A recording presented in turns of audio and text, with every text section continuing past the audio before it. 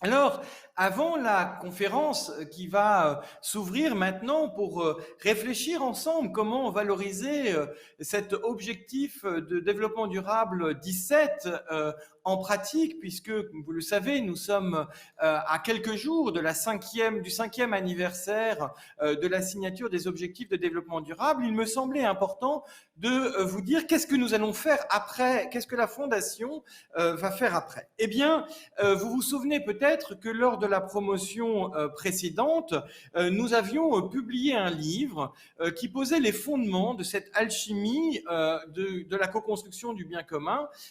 Et bien évidemment, nous allons poursuivre cette dynamique puisque nous allons avoir en janvier 2021, le 12 janvier pour être précis, à l'occasion du 3e anniversaire de la conférence intérêt général qu'est dès aujourd'hui l'affaire de tous, nous allons publier ce deuxième ouvrage qui présente les moteurs de l'action avec comme levier finalement d'alchimie du changement systémique que nous connaissons, ce fameux ODD 17, Objectif de développement 17. Et c'est à ce moment-là que Cédric Villani, bien sûr, arrive pour me rejoindre, pour pouvoir partager ensemble les joies de ce 5e anniversaire qui a été fêté vendredi dernier sur l'objectif de développement durable. Voilà, donc nous ne faisons que débuter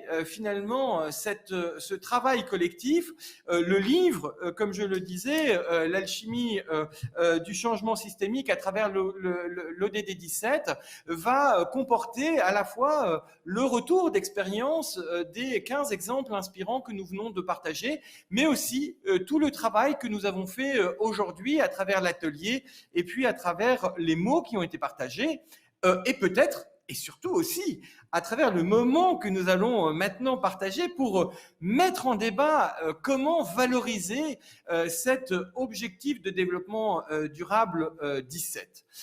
Et ce qui nous permet, sans transition, de nous amener à cette table ronde qui va marquer le 3e temps de notre journée, 3 ateliers sur comment valoriser les personnes, les projets et les territoires. Ces 15 exemples inspirants qui nous donnent confiance dans l'avenir. Et maintenant, cette table ronde qui va pouvoir creuser cette question finalement. Comment valoriser tout cela? Comment faire sortir de dessous les radars cette dynamique de notre co-construction du bien commun, cette ODD 17 qui est déjà à l'œuvre, très incarnée sur les territoires. Alors, pour pouvoir partager ce moment, j'ai le grand plaisir d'avoir à la fois autour de moi, virtuellement, même si Cédric Villani l'est physiquement, mais d'avoir autour de nous, vous les avez entendus, les 3 grands témoins de 2020, artisans du bien commun, André Dupont, Cèdre du Liban, Clotilde Gilbert, et puis Territoire de confiance, Michel Fournier, qui vont nous donner leurs convictions sur cette valorisation. Et puis, nous aurons une mise en perspective avec 3 invités qui vont pouvoir nous donner leur éclairage et leurs convictions sur cette dynamique. Cathy Racombouzon, députée de la 5e circonscription des Bouches-du-Rhône et qui a copiloté avec moi la mission ministérielle que Gabriel Attal nous a confiée sur l'accélération des alliances stratégiques entre associations, entreprises, collectivités territoriales. Manuelle Lepoutre, qui est directrice de l'engagement société civile du groupe Total, très engagée dans cette dynamique-là, et à la fois à titre personnel et au titre du groupe qu'elle représente, qui pourra nous exposer sa conviction sur cette prime à l'alliance dont nous devons être attentifs aujourd'hui. Et puis, cher Cédric, bien évidemment, votre expérience, et c'est surtout aux mathématiciens que je m'adresserai et aux littéraires, puisqu'on fera référence à la fois à votre livre Théorème vivant qui nous a beaucoup inspiré, et puis à la petite équation insoluble que vous avez réussi à résoudre, celle de la co-construction du bien commun. Nous en parlerons dans un instant. Pour débuter cette table ronde, je vous propose d'écouter le témoignage d'André Dupont sur justement cette question, finalement, comment valoriser cette ODD 17, cette co-construction du bien commun en pratique. André, la parole est à toi. Écoutez, j'ai trois convictions sur cet enjeu assez majeur pour demain, que je regrouperai volontiers autour de trois notions qui traversent ma vie d'homme, mon retour d'expérience au cœur de mon entreprise sociale, et du contact, là est l'essentiel, charnel, si je puis dire, permanent, quotidien, avec celles et ceux qui ont des sacs à dos, comme je dis souvent, dans mon quotidien, très chargés au plan personnel. C'est la bienveillance, c'est l'exigence et c'est l'authenticité. Alors, il faut absolument cultiver, plus que jamais, ces trois convictions pour permettre de jeter des ponts entre l'ensemble des acteurs qui sont privés et publics, associatifs, notamment et pas seulement, qui sont susceptibles de se retrouver sur les grandes questions sociales et économiques de notre temps, et plus concrètement, qui vont probablement, ils ont un peu rendez-vous avec l'histoire, à mon avis, moi je m'y mets dedans, qui vont probablement être amenés en même temps, dans les mois qui viennent, compte tenu du contexte, encore une fois, à la fois à penser les plaies et à penser l'avenir. Alors je m'explique. Moi, avant, sur ces fameux ponts, sur les collaborations, au-delà des rapports, parfois en papier glacé, même si je ne mets pas en cause la sincérité des auteurs ou des opérateurs, avant ou pendant le confinement, souvent autour de moi, la main sur le cœur, on me disait, dans toutes les strates de notre beau pays, on va penser différemment demain, on va consommer différemment, on va agir différemment, on va réindustrialiser, etc. Je le souhaite du plus profond de moi-même, tout en restant, non pas en doute, mais à la fois humble sur cette question et en espérant que les actes seront au rendez-vous de ce beau pacte et de ce bel engagement.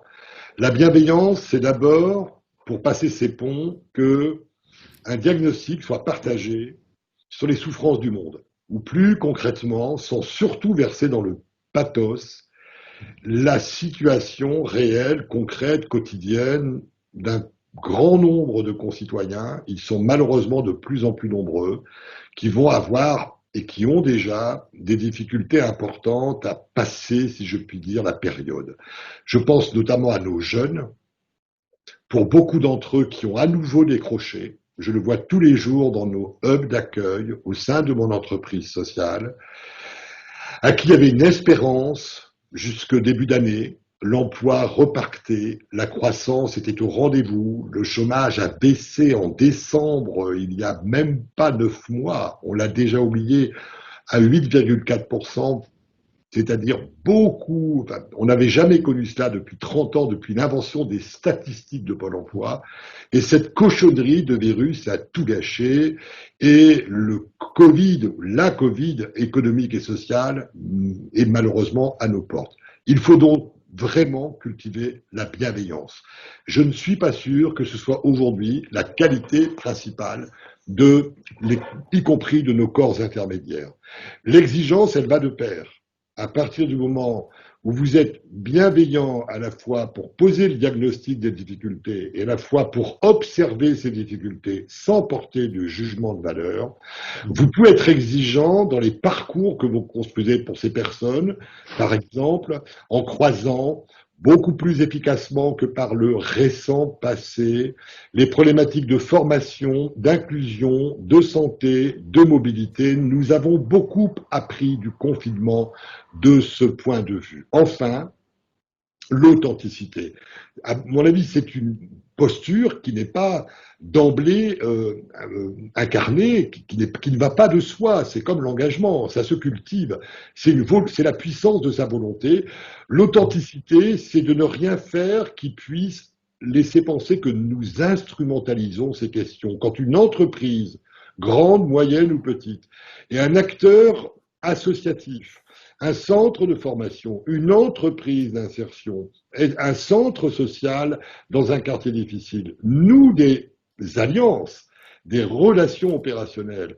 Pour construire une réponse adaptée, il faut que cette collaboration soit d'emblée empreinte de beaucoup d'authenticité. C'est-à-dire, il ne faut pas mentir. La promesse que nous faisons à ces hommes et ces femmes, et notamment les jeunes que j'évoquais, d'un avenir meilleur, Confucius en disait, faites attention à cette promesse, car toute promesse est une dette. Merci infiniment, cher André, pour ce témoignage. Bienveillance, exigence, authenticité, pour penser les plaies et penser l'avenir, un magnifique programme, et je pense un magnifique programme qui va satisfaire Clotilde Gilbert, projet Cèdre du Liban 2020, grand témoin de cette catégorie. Clotilde, finalement, comment voyez-vous cette nécessité de valoriser cette co-construction du bien commun en pratique? À partir de l'expérience que j'ai, donc toute centrée sur les personnes qui sont en prison et, comme je le disais tout à l'heure, qui ont envie de changer de chemin, ne pas retourner en prison et qui disent, pour y arriver, j'ai besoin d'aide. Maintenant, on peut parler du bien commun, mettre plein de dispositifs en place. S'il n'y a pas la motivation des personnes, en gros, on fera rien de très constructif. Donc là, je pense que travailler déjà sur les personnes, leur désir de faire quelque chose est une des premières choses à mettre en place. Après, quand j'entends co-construction du bien commun, moi, c'est quelque chose qui m'anime beaucoup parce que voilà, je crois que depuis toujours, j'ai eu envie d'essayer de faire quelque chose qui permette à ma petite échelle d'améliorer le monde. Je pense que tous ceux qui travaillent aujourd'hui à co-construire le bien commun ont cette même motivation. Et je crois que j'ai là un projet dont vous avez peut-être entendu parler qui s'appelle le Quai Liberté, dont Wake Up Café est à l'origine, qui illustre très bien cette co-construction du bien commun. C'est un projet qui est né parce qu'il y avait des personnes qui soutenaient l'action de Wake Up Café, donc de réinsérer des sortants de prison, et qui m'ont dit, en fait, Wake Up Café répond à un véritable enjeu de société de lutter contre la récidive. Et la récidive, ça nous concerne tous, parce que si on permet à des personnes de ne pas récidiver, on fait diminuer les délits qu'il y a dans notre société. Et donc, cette personne me disait, voilà, aujourd'hui, Wake Up Café répond à un vrai enjeu de société. C'est donc important de lui donner une vraie place et puis aussi de faire en sorte que ceux qui sortent de prison participent eux-mêmes à cette notion de bien commun en donnant, en travaillant et en contribuant au bien commun, notamment par le changement de regard. Et donc, en fait, on a créé un lieu qui s'appelle Quai Liberté, qui a ouvert mi-juillet et qui est né de la participation de tous. Donc, de ceux qui ont eu cette idée au début, des entreprises partenaires de Wake Up Café, donc des Bouygues, des Vinci, des Accor, des Carrefour, des AXA, des Nespresso, enfin des grandes entreprises qui se sont dit il y a un véritable impact social qui est possible au travers de ce lieu spécifique de réinsertion de sortants de prison. Et puis voilà, il y a le gouvernement, il y a les acteurs publics, il y a les wakers eux-mêmes, il y a tous ceux Simplon, enfin tous ceux qui participent au bien commun, qui se sont inscrits dans ce projet, qui nous ont permis de le faire aboutir. Et aujourd'hui, donc, il y a ce lieu de 2000 mètres carrés qui est né face à la Statue de la Liberté, ce qui symboliquement est pour nous aussi assez fort, pour donner à voir tous ceux qui se sont mobilisés pour le bien commun. Une des manières de faire qui est de favoriser la réinsertion des sortants de prison. Moi c'est quelque chose qui me marque, de voir que les projets aboutissent si on se serre tous les coudes, si et gouvernement et structures privées arrivent à travailler ensemble.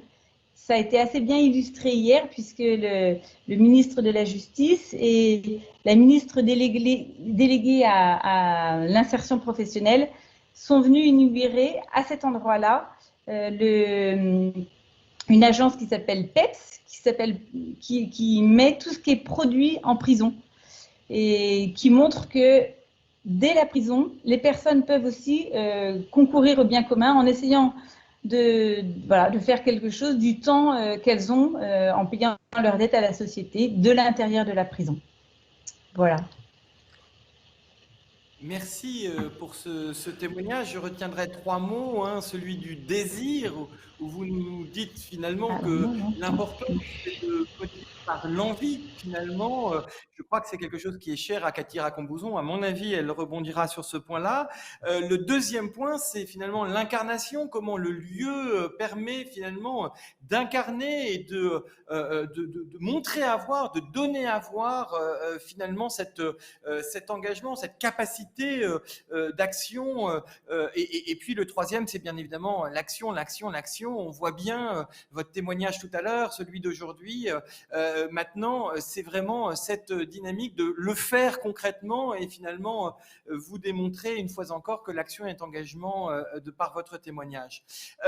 Alors, nous avons vu un artisan du bien commun, un projet Cédrudi-les-Bons. Voyons un territoire de confiance à travers le témoignage de Michel Fournier, qui est maire de la commune rurale des Voivres et qui est vice-président de la MRF. Tous ceux qui s'intéressent aux territoires ruraux ne peuvent pas ne pas connaître Michel. Donc Michel, finalement, c'est quoi cette dynamique de valorisation de la co-construction du bien commun et le DD17 en pratique?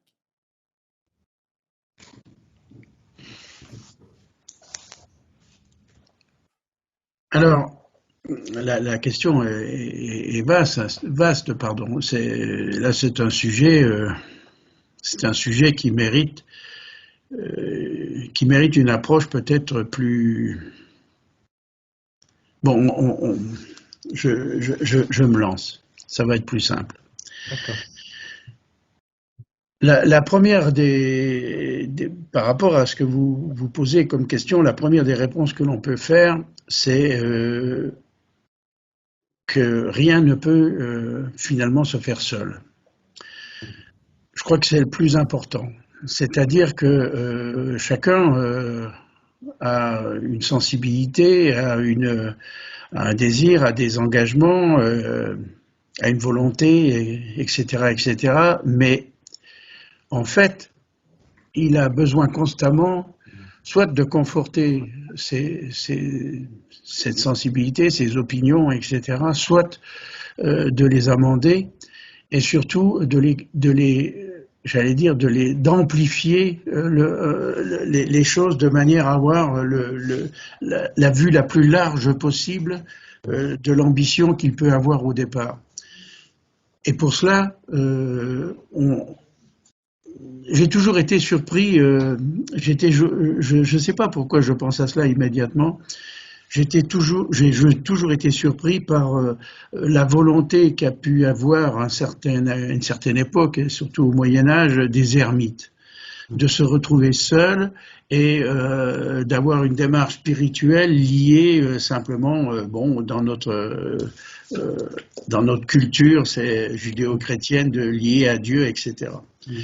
Et je me dis, mais comment ces gens-là pouvaient finalement faire bénéficier de cette réflexion et en faire profiter puisqu'ils avaient décidé de vivre seuls. Et aujourd'hui, on s'aperçoit que, à part quelques personnes qui peuvent être dans ce registre, mais chacun, dans une société qui est construite, a l'obligation finalement d'entraîner d'autres ou de se faire entraîner par d'autres. Alors ces relations, elles sont à mettre en place, ces équilibres sont à trouver,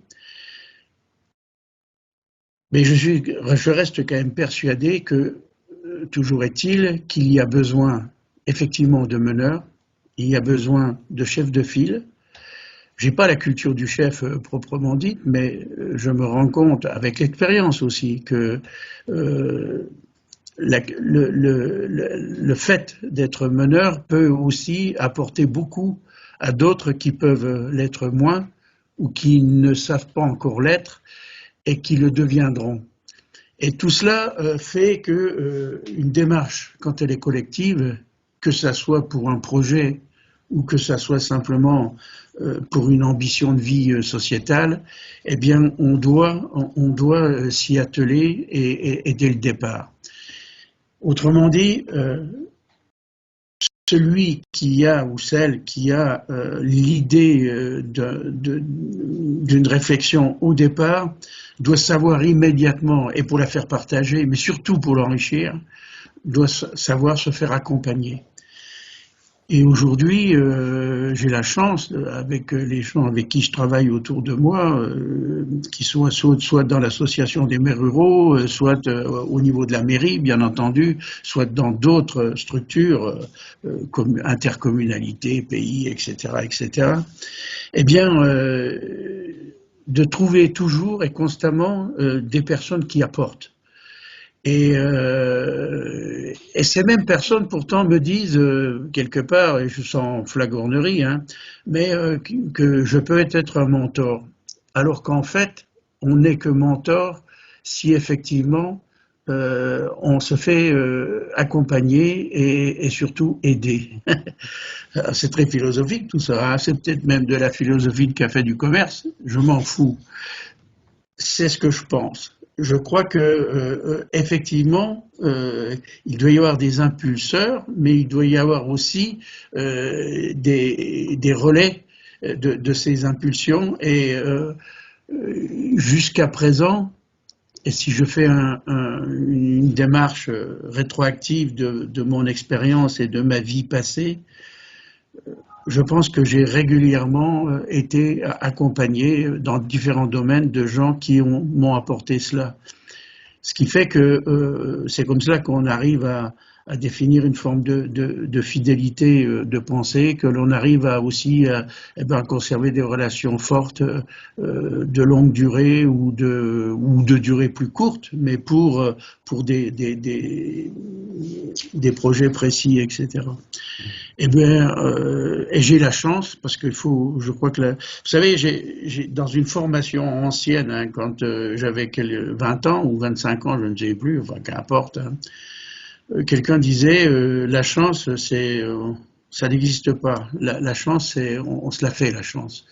Et c'est une démarche personnelle qui fait que si j'estime qu'aujourd'hui, j'ai la chance d'être bien accompagné, je le vois au niveau, par exemple, des maires ruraux, puisque c'est quelque chose à quoi je tiens et qui me lie profondément à l'existence, eh bien, j'estime être bien accompagné et bien aidé. Et je m'aperçois que si on peut être quelquefois le phare, eh bien, on n'est que le phare lui-même, mais que la lumière, elle vient des autres. Et donc, le phare, ce qui est important, oh, quelle belle image, il y a l'élément, il y a la construction, et puis il y a la lumière qui tourne, et cette lumière-là, elle ne peut être alimentée que par d'autres. Et voilà comment on arrive à être un guide pour toute Oh, je vais vraiment aller dans la symbolique, hein, pour tous les bateaux ivres que peuvent représenter les différentes responsables politiques qui quelquefois nous gouvernent.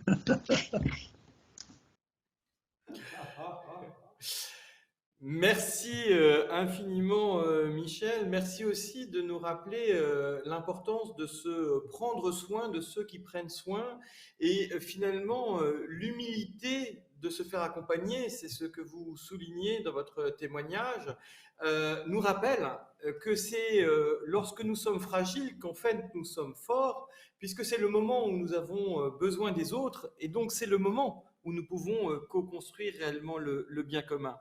Alors voilà les trois grands témoins de cette année 2020 et je me tourne vers les trois grands intervenants de cette soirée.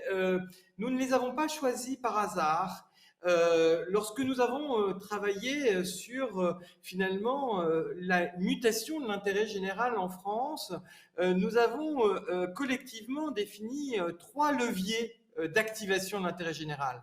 La gestion régulatrice, surtout dans un état de droit où pour protéger notre démocratie, le droit est un levier indispensable à notre construction collective. L'action collective transformatrice où c'est par l'action concrète de terrain que l'on peut faire bouger les lignes et puis cette vision partagée que l'on peut porter collectivement. Alors, le grand inconvénient et le grand avantage de mes trois invités, c'est qu'en fait, ils incarnent les trois. Donc, j'avais un peu du mal à savoir qui allait incarner qui, mais finalement, dans nos cheminements communs de ces derniers mois, de ces dernières années, j'ai tiré un fil. Nous aurions pu tirer un autre fil, mais celui-là me semble assez cohérent. Alors, je me tourne d'abord vers vous, chère Cathy Racon-Bouzon. L'exercice oblige de se vouvoyer dans ces sessions-là, même si nous nous tutoyons habituels, mais vous êtes député de la 5e circonscription des Bouches-du-Rhône et surtout, nous avons eu le plaisir de piloter ensemble la mission ministérielle sur l'accélération des alliances stratégiques entre collectivités, associations, entreprises. Et donc, ma première question, c'est après avoir écouté ces trois grands témoins, eh bien, finalement, quels sont les moyens pour accélérer et pour impulser ces alliances stratégiques? Ma chère Cathy, la parole est à toi.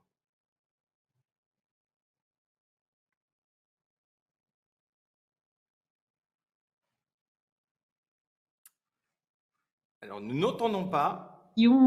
Effectivement, en quelques minutes, synthétiser plusieurs mots-clés, plusieurs réflexions qu'on a été amenés à partager ces derniers mois ensemble, Charles Benoît, au cours de cette mission. Et cette mission qui s'est achevée donc dans un moment assez particulier, puisque nous avons remis notre rapport à Gabriel Attal au mois de mai, en pleine crise du Covid, et ce qui nous a permis de nous rendre compte finalement que cette crise que nous vivions illustrait parfaitement ces quelques mois de cheminement, puisqu'elle venait de révéler quelque chose qui n'est pas forcément intuitif, mais que finalement, en période de crise, en période de grande difficulté, c'est l'entraide et la collaboration qui se développaient spontanément entre les gens pour surmonter les épreuves. On a vu des phénomènes effectivement d'alliances naître sur les territoires. À Marseille, ça a été particulièrement flagrant pour essayer de lutter contre cette crise alimentaire, humanitaire qui sévissait à Marseille sur certaines populations. Et donc, on a vu des gens qui n'avaient pas l'habitude d'agir ensemble, qui agrégeaient leurs forces pour répondre à cette crise. Et ça a été effectivement une conclusion assez frappante de cette mission, au cours de laquelle donc, on a pu identifier d'abord des besoins de l'Alliance. Vous m'entendez toujours? Allô? Oui, on t'entend. Oui. Ah d'accord, pardon, excuse-moi, je voyais comme tout l'écran a bougé. Donc on a identifié des besoins en fait fondamentaux pour l'Alliance, pour que les gens puissent agir ensemble. Il y a des besoins absolument importants auxquels il faut répondre. Il y a la nécessité à faire naître l'envie d'alliance, puisque c'est quelque chose qu'on a déjà entendu dans les différents témoignages. On ne peut faire ensemble que si on a envie de faire, il faut capitaliser là-dessus. L'alliance a aussi besoin d'être structurée, d'être animée dans la durée. Et tout ce que nous avons pu voir et interroger parmi ces exemples inspirants nous ont amené à nous interroger sur le rôle des pouvoirs publics dans cette construction d'alliances et notamment à réinterroger le rôle de l'État, des collectivités qui, plutôt que d'être un simple subventionneur ou un délégataire, un donneur d'ordre, finalement, devait accompagner, faciliter, coordonner. Donc, une fois qu'on a fait ce diagnostic, nous avons pu identifier des chantiers à mettre en œuvre, à lancer. Et alors, le premier chantier est la construction en fait d'une plateforme qu'on a appelée la plateforme du collective impact. Comment est-ce qu'on peut avoir un impact collectif plus grand? Et donc, cette plateforme, à la fois virtuelle et réelle, consiste à mettre les gens à la fois en réseau, à susciter ces rencontres, mais aussi à partager ces exemples inspirants, un peu comme nous le faisons ce soir. Et comment est-ce que tu le fais depuis toutes ces années, Charles Benoît? Comment identifier toujours ceux qui innovent, ceux qui créent, et comment est-ce qu'ils peuvent inspirer les autres? Donc, c'est l'objectif de cette plateforme que nous appelons de nos voeux. Deuxième chantier à lancer, c'est évidemment un investissement financier à mener sur les territoires, puisque cette alliance, pour qu'elle existe, pour qu'elle soit animée dans le temps, a besoin d'avoir une ingénierie stabilisée qui soit donc financée dans la durée, animée dans la durée, des tiers-lieux créés pour pouvoir initier ces alliances et faciliter ces rencontres. Donc c'est un investissement nécessaire sur chacun des territoires qui ont envie d'initier cette démarche-là, enfin, en tout cas que nous devons impulser et encourager. Et enfin, le troisième chantier, pour conclure, c'est une éducation et une formation à l'Alliance. On ne peut pas faire autrement si on continue à penser tel que nous pensons aujourd'hui. Et il y a des manières de fonctionner, des manières de voir les choses et des manières de manager dans les entreprises, des manières de se comporter qui doivent évoluer pour que ces alliances soient possibles, donc dès le plus jeune âge à l'école, mais aussi dans les formations, dans l'enseignement supérieur. Donc voilà, en quelques mots, les grands chantiers à initier pour inciter et favoriser ces alliances sur les territoires.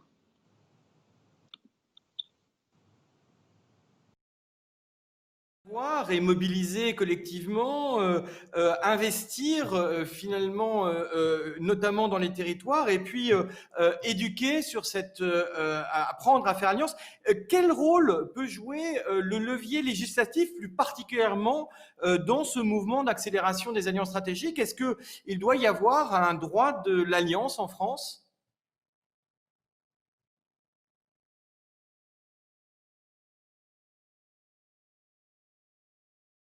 C'est la nécessité, effectivement, de pouvoir sécuriser la démarche d'alliance d'intérêt général pour qu'elle puisse innover et apporter des solutions à un diagnostic commun aux besoins identifiés. Aujourd'hui, il y a effectivement une relation asymétrique entre les gens qui s'unissent dans une vient du secteur associatif, qu'on s'allie à une entreprise, qu'on implique un pouvoir public, qu'on implique également parfois des citoyens.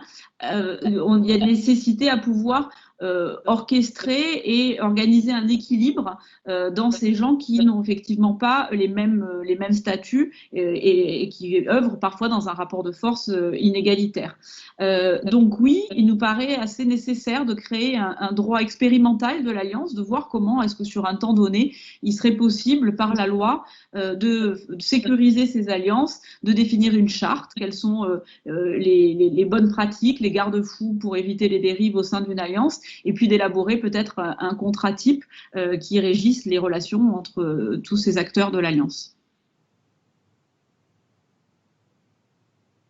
Bien évidemment, ce débat ensemble. Mais je me tourne maintenant vers Manuelle Lepoutre. Vous êtes directrice de l'engagement et société civile du Total. La fondation Total est bien connue puisque c'est l'un des plus grands investisseurs sociétaux en France aujourd'hui. Et finalement, pourquoi est-ce qu'une entreprise qui pourrait s'occuper essentiellement de créer de la richesse, et peut-être seulement cela, a-t-elle envie de jouer collectif et d'aller sur le terrain de l'intérêt général?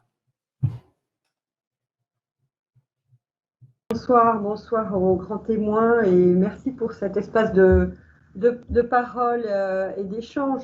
Bon, les enjeux, on ne va pas le rappeler, mais sont tels sur les inégalités.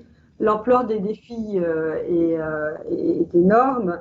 Et l'entreprise ne souhaite pas rester en dehors du jeu, souhaite s'investir. Elle est invitée aussi par ses parties prenantes à s'investir sur ces domaines, à réfléchir à sa mission, à ses impacts, et mieux à contribuer à résoudre des défis qui sont de taille telle que seuls et en s'opposant, nous pensons que nous n'y arriverons pas. Et cet engagement s'inscrit dans notre ambition, en tout cas celle du groupe Total, qui a l'ambition de devenir ce qu'on appelle la major de l'énergie responsable.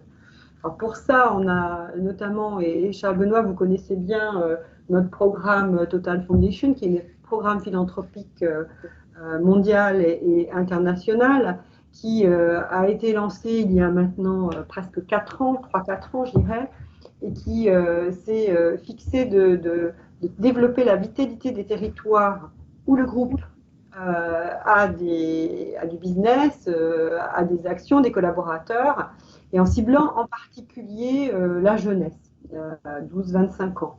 On a choisi 4 enjeux sociétaux, il y en a de nombreux. Alors, on les a choisis en cohérence avec notre histoire, nos valeurs, notre expertise, pour justement pouvoir apporter quelque chose au-delà de l'apport financier. Donc, c'est la sécurité routière, l'éducation et l'insertion des jeunes, le climat environnement et puis le dialogue des cultures et du patrimoine. Dans ces 4 domaines, on souhaite développer des nouvelles façons d'agir parce que les défis sont tellement complexes que on n'a pas seul la solution et on considère que en fait personne n'a seul la solution. Donc notre souhait et notre devise, c'est faire ensemble. Et c'est vraiment l'approche que nous avons choisie, au-delà donc du simple mécénat classique et du soutien financier. Ça n'exclut pas bien sûr un soutien financier qui accompagne ce faire ensemble. Voilà, donc on a une expérience maintenant de plusieurs années et on a vraiment acquis la conviction qu'il faut partager cette expérience, contribuer à soutenir aussi d'autres démarches en faveur du jouet collectif. Et c'est ce que nous faisons lors d'interventions, de témoignages comme celui-ci d'ailleurs, ou celui qui avait été fait à l'occasion de la mission ministérielle en fin d'année 2019. Voilà, ou par la signature de la tribune qui a été publiée en juillet par Cathy et Charles Benoît.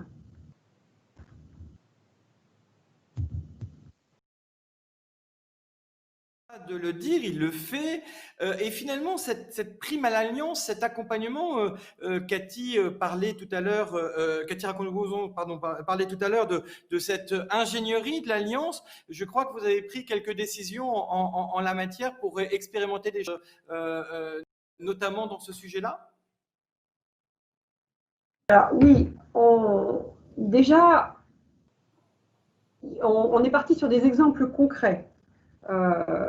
Parce qu'on a déjà une petite expérience, modeste certes, que je peux partager avec un ou 2 exemples, et qui vont illustrer le pourquoi on a pris ces engagements que j'expliciterai après.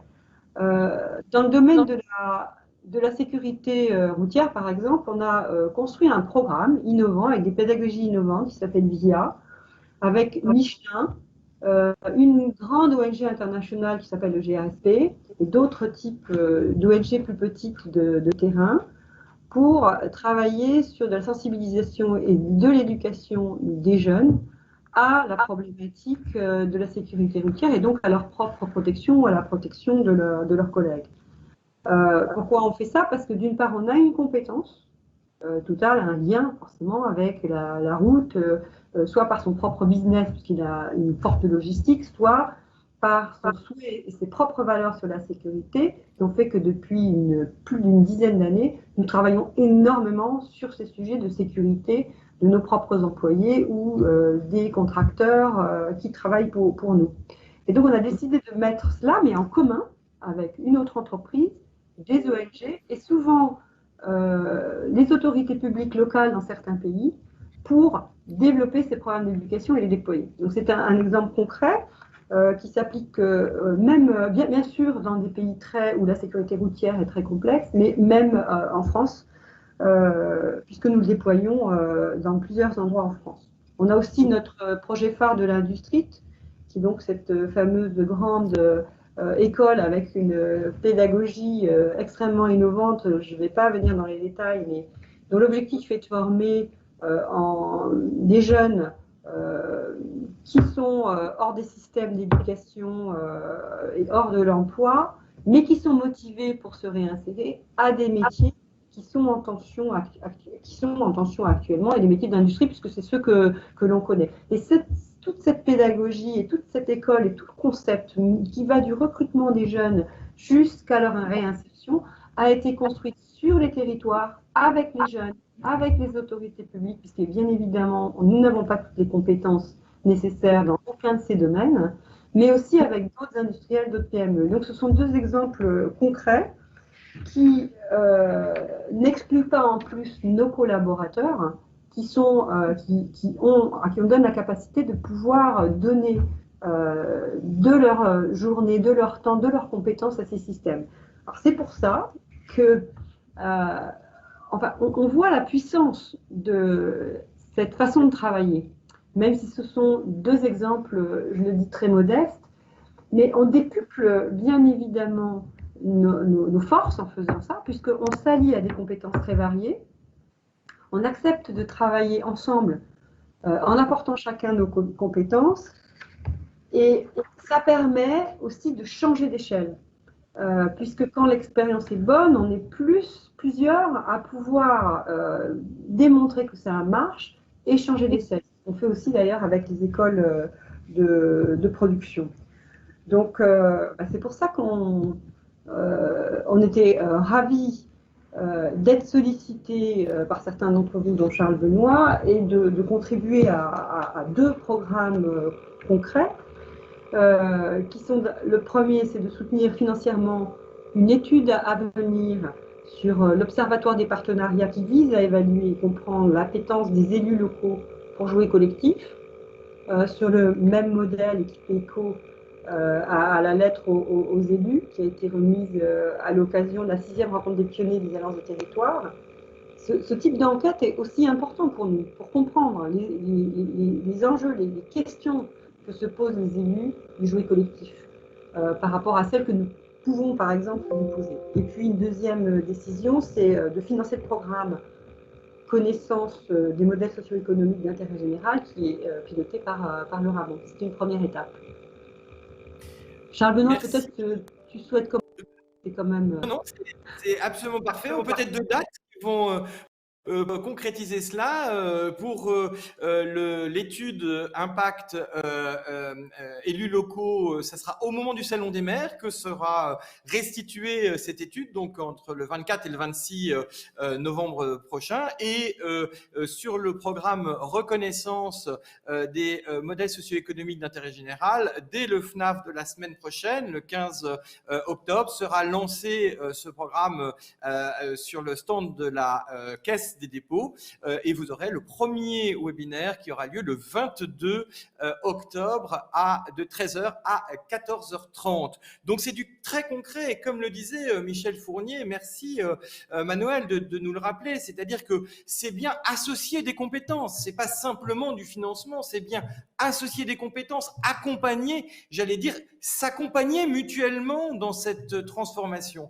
Et là, je ne peux pas ne pas me tourner vers vous, cher Cédric, parce que toute personne qui se questionne sur cette vision systémique, sur faut-il poursuivre un travail sur la systémie alors qu'on a plutôt tendance à être en verticalité, doit lire impérativement le livre que vous avez fait l'amitié de m'offrir en 2012, qui est Terrain vivant, où vous expliquez comment votre cheminement vous a permis d'avoir la médaille Fields, et toute personne qui un jour doute de réussir dans un combat qui semble perdu d'avance doit lire ce livre, il est absolument magnifique. Et vous nous avez fait un deuxième cadeau en 2016 à l'occasion du livre collectif Bien commun vers la fin des arrogances, parce que vous avez pu résoudre l'équation insolvable du bien commun, puisque vous nous avez dit que finalement le chiffre du bien commun c'était le 21,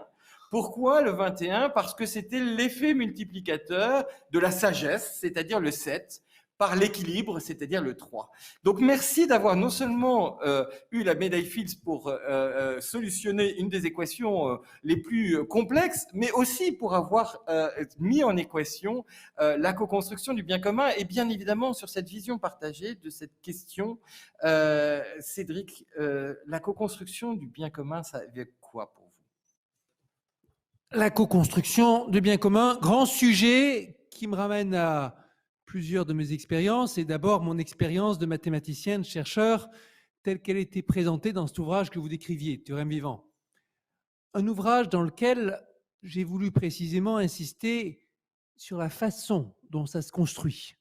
Ce bien commun, qui est le nouveau théorème, la nouvelle victoire sur l'inconnu, qui est vraiment un bien commun. Ce n'est pas quelque chose qui va rendre service à quelqu'un en particulier, c'est une nouvelle pierre que vous mettez là, dans le grand bâtiment de ce qu'on connaît, une pierre parmi plein.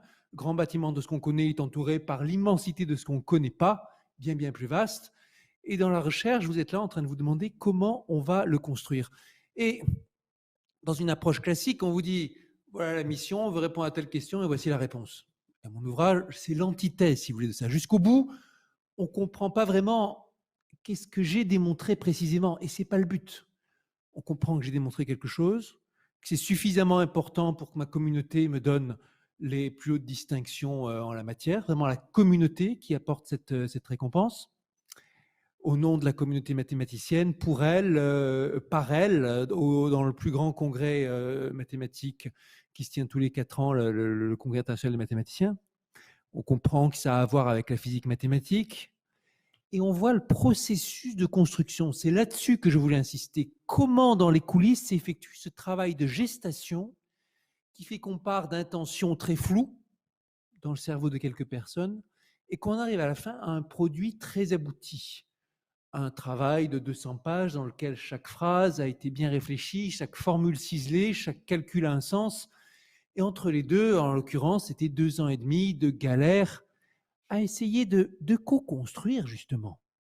Faire les allers-retours entre ce qu'on comprend soi et ce que la communauté nous renvoie par les nombreux échanges. Les allers-retours entre un travail qui se concentre sur un très petit nombre, juste 2 personnes, mon co-auteur et moi-même, et des équipes bien plus vastes, à Paris, à Princeton et ailleurs. Et cette conviction, ça a été dit par quelqu'un précédemment, par l'un de nos témoins, ce rôle du moment où on se retrouve ermite, où on réfléchit, où on est isolé, où on est seul, et l'alternance avec les moments où on est en grande sociabilité, en train d'expliquer à tout le monde, de récolter les informations, de travailler.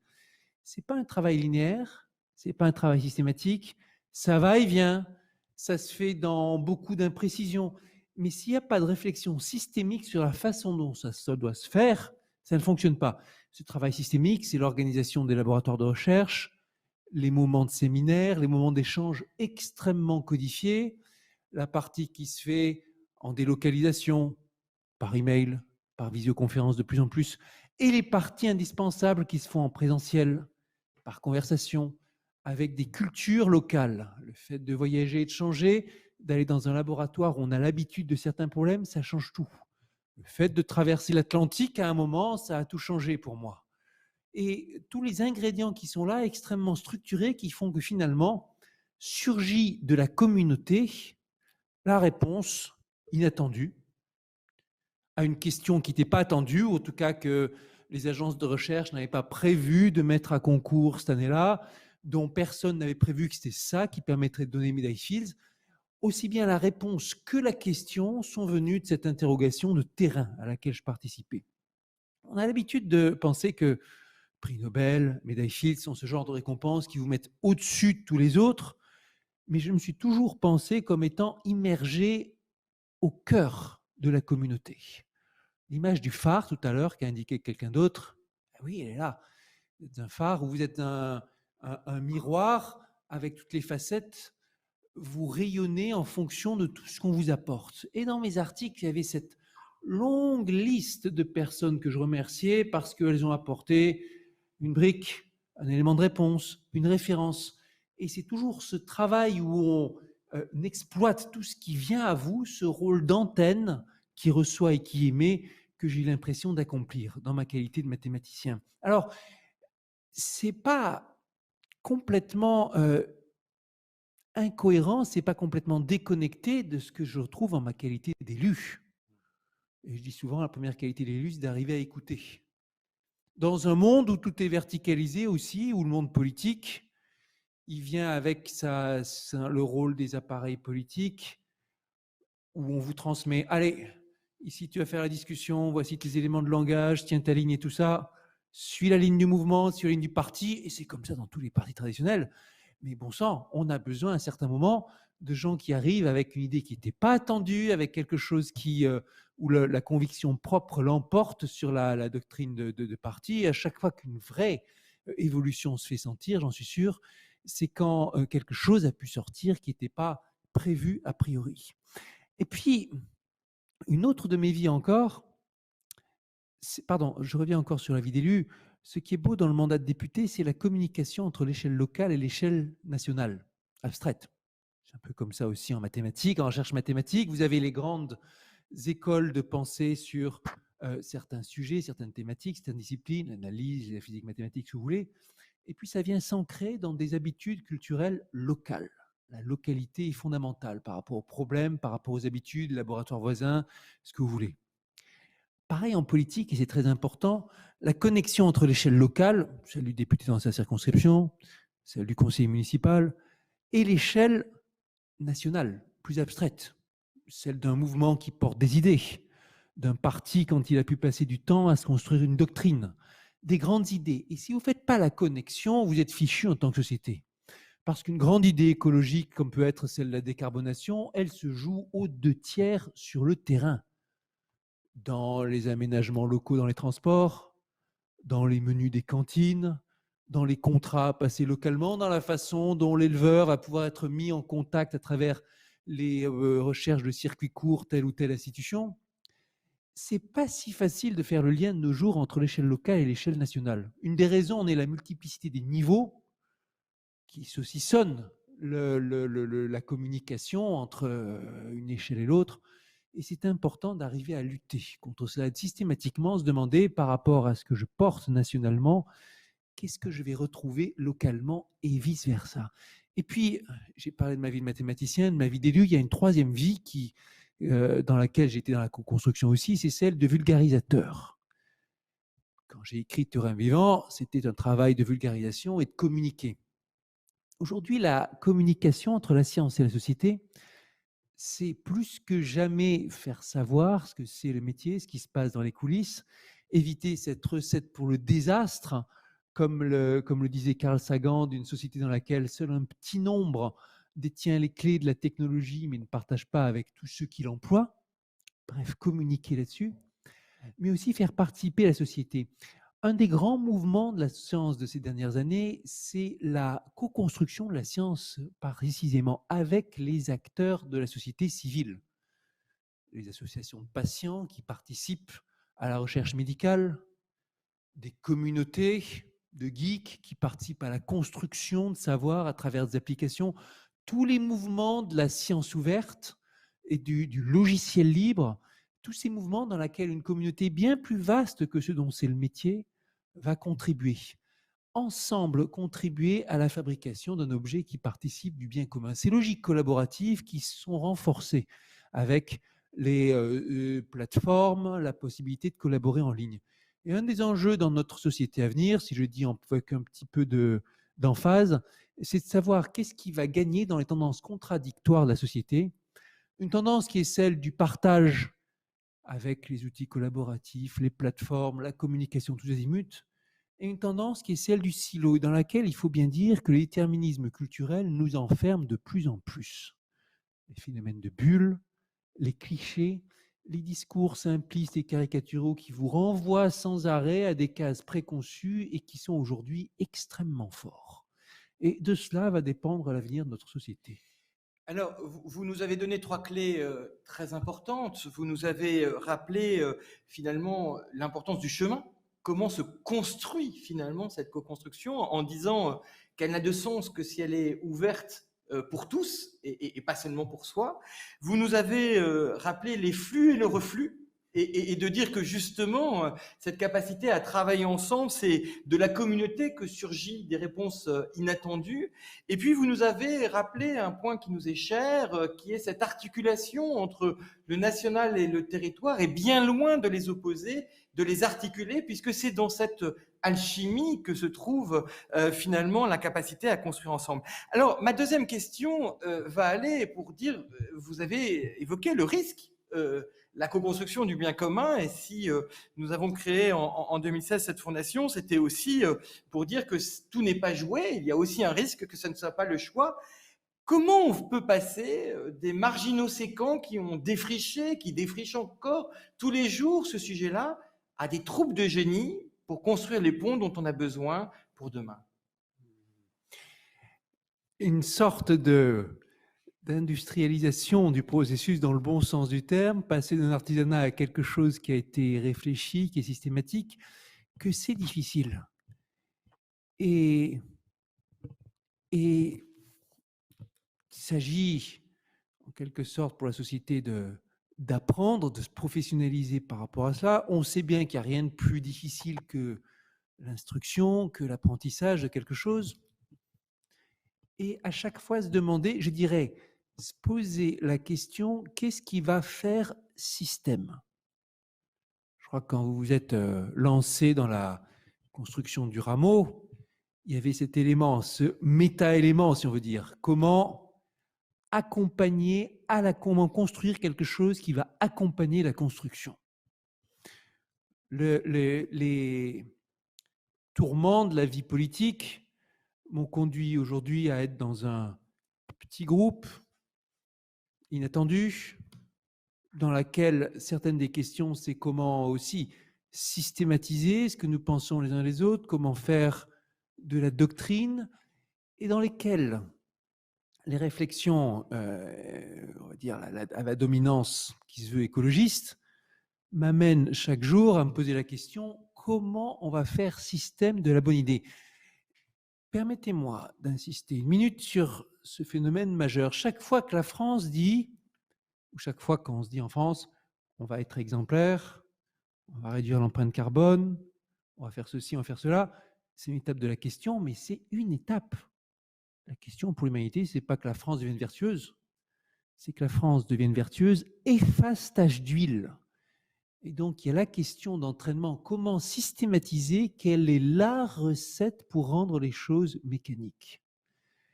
Comment faire en sorte... Je dis tout à l'heure, la transition écologiste, elle se fait aux 2 tiers dans les territoires. Mais alors, vous voyez, les territoires, ils ont chacun l'individualité. Les 35 000 communes en France sont farouchement attachées à leur indépendance. Comment on va faire en sorte pour que les bonnes recettes soient appliquées dans les 35 000 communes et qu'en même temps, il n'y ait pas un cri de révolte contre le jacobinisme qui reviendrait? Et une fois qu'on l'a fait, comment faire en sorte que les mêmes bonnes pratiques soient adoptées dans tous les pays européens et que l'Europe, ensuite, avec sa position importante sur le monde, parvienne à faire entendre sa voix dans le monde? Ça, c'est majeur comme question. Je me la suis posée à une autre époque, quand j'étais, la question se posait de façon très forte quand j'étais engagé dans la campagne municipale à Paris. Paris, c'est une capitale importante, mais c'est minuscule et c'est même bien trop petit par rapport à ce que devrait être une capitale. C'était l'un de mes leitmotifs avec ses 100 malheureux kilomètres carrés. La question, c'est pas pour Paris d'être vertueux, c'est la question, c'est comment Paris peut entraîner par l'exemple tout le reste. La France a un rôle à jouer parce que c'est un pays qui traditionnellement a été vu à certaines époques comme un phare, qui s'est rêvé comme un phare, qui a tendance à vouloir donner l'exemple, qui parfois est d'une grande arrogance, mais qui croit très fort dans cette vertu de l'exemple et de la capacité à entraîner. Et bref, cette question majeure, comment on va former la doctrine d'adoption, le processus qui fait que la bonne pratique, d'abord on va la trouver, on va faire les expérimentations et ensuite on va la mettre en application. Pour moi, c'est un enjeu énorme de méthode. Alors, pour régler les mots, M-A-U-X, il faut des mots, M-O-T-S. Et finalement, Cathy, je me tourne vers vous. On a demandé aux artisans du bien commun, projet Cèdre du Liban et Territoire de confiance 2020, quel était leur mot, un mot. Quel serait le vôtre? Manuel et Cédric peuvent se préparer. Ils ont compris que ce n'était pas préparé, mais que ça allait arriver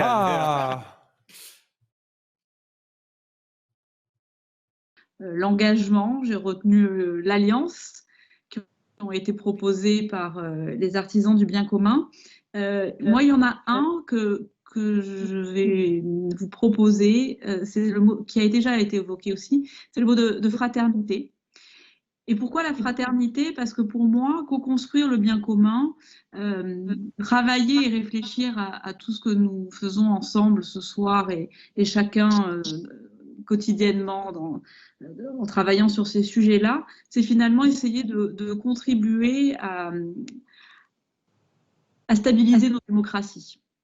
Pour moi, travailler sur le bien commun, transformer notre société durablement à travers cette capacité à faire ensemble et donc à changer finalement un modèle qui prône peut-être la compétition pour le transformer en un modèle qui nous amène tous vers la collaboration, c'est permettre justement de renouer avec la confiance dans un moment, dans une société qui plus que dans le moment finalement, depuis très longtemps, se construit sur la défiance, ou en tout cas favorise et développe la défiance de nos concitoyens. Aujourd'hui, faire ensemble, c'est pouvoir, à mon avis, renforcer cette cohésion sociale et donc s'attacher à mettre en avant cette fraternité qui, effectivement, est au fronton de nos mairies. Merci Cathy. Alors, ce n'est pas Jean-Baptiste de Foucault du Pacte civique qui va renier ce terme de fraternité qui lui est si cher. Et merci de nous le rappeler parce que c'est vrai que c'est le troisième élément, troisième pilier de notre République est parfois celui qui est le plus oublié. Manuel, je me tourne vers vous. Et vous, quel mot retenez-vous? Je vais reprendre le mot confiance, en fait, parce que je pense que c'est ce qui nous manque quelquefois le plus pour jouer collectif.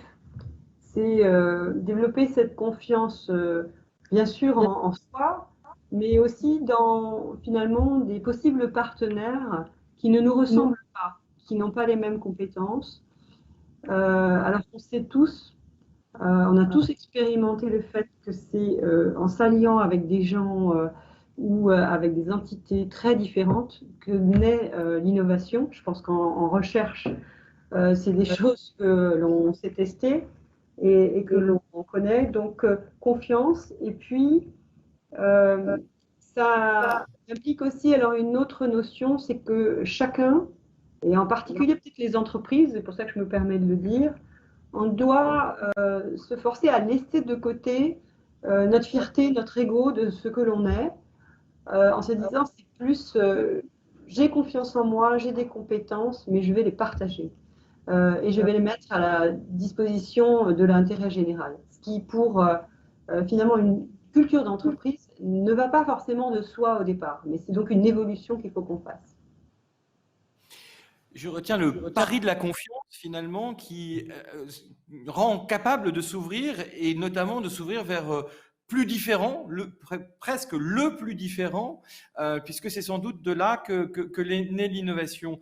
Alors, fraternité, confiance, cher Cédric, pour trouver mieux ou trouver le troisième mot, le change est complexe. Fraternité et confiance, c'est très fort. Confiance était le dernier mot de mon ouvrage sur mon entrée en politique et je suis toujours très attentif aux derniers mots de mes ouvrages. Peut-être pour le troisième mot, j'hésite. Je pourrais mettre le dernier mot de mon ouvrage Théorème vivant, c'était le mot passion et j'avais bien calculé pour que ce mot qui est le maître mot de la recherche mathématique soit là tout à la fin, avant le point final. La seule chose qui me ferait hésiter, c'est l'un des mots chéris sous le signe duquel a été placé tout mon parcours, c'est le décloisonnement. La possibilité, la tentative de passer d'un monde à un autre et de pas se laisser emprisonner dans les cages des préjugés et des habitudes. Et je crois qu'on fera rien sans ça. Merci infiniment, cher Cédric. Alors, comme tout le monde a donné son mot aujourd'hui, je me permettrai de donner le mien, qui est celui de l'altérité. Et je crois que effectivement, il n'a pas encore été cité. Il vient modestement apporter sa pierre à l'édifice commun que nous avons co-construit aujourd'hui entre les 3 ateliers, entre cette cérémonie de reconnaissance des 15 exemples inspirants et puis ce débat passionnant et passionné. J'aime aussi beaucoup, cher Cédric, ce terme de passion. Alors, même si c'était à distance, je crois que nous avons pu partager cette envie d'être ensemble, cette envie de co-construire le bien commun. Et nous vous donnons rendez-vous bien évidemment dans 2 ans pour la 3e promotion de la co-construction du bien commun. Mais avant ça, je vous rappelle la date du 12 janvier 2021 auquel le livre l'ODD 17, l'alchimie du changement systémique, qui va retracer l'ensemble de ce que nous nous sommes dit aujourd'hui et des parcours des 15 exemples inspirants permettra de partager pour que cette co-construction du bien commun ne soit pas seulement à quelques-uns, mais à tous. Merci beaucoup d'avoir participé à cette journée et très bonne soirée à tous. Prenez bien soin de vous.